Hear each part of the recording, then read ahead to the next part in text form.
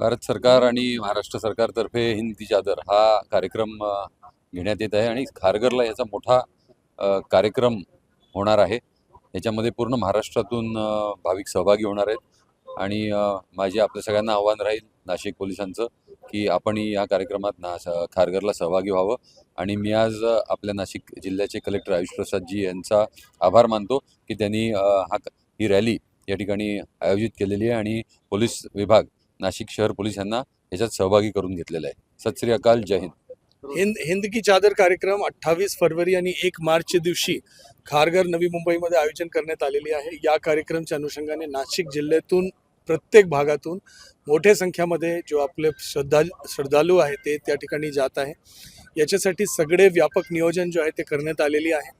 त्याच्या अनुषंगाने जनजागृती व्हावा याच्यासाठी स्कूल्स कॉलेजेसमध्ये पण जनजागृतीसाठी विभिन्न प्रकारचे कार्यक्रम आयोजन करण्यात आलेले आहे। आपल्या काही दिवस पूर्वी आपल्याला आठवण असेल की सन्माननीय खासदार आणि आमदारांच्या उपस्थितीमध्ये एक चित्ररथ पण या ठिकाणी जिल्हाधिकारी कार्यालयाच्या माध्यमातून अनावरण करण्यात आलं होतं। त्याच्यासोबत आज या कार्यक्रमाच्या अनुषंगाने एक बाईक रॅली नाशिक शहरामध्ये आयोजन करण्यात आलेलं आहे।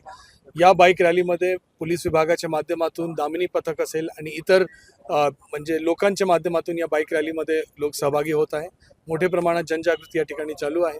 सर्व नाशिककरांना माझी यही विनंती राहील की आपण या कार्यक्रमामध्ये आवर्जून उपस्थित राहावा ही माझी सर्वांना विनंती आणि सूचना।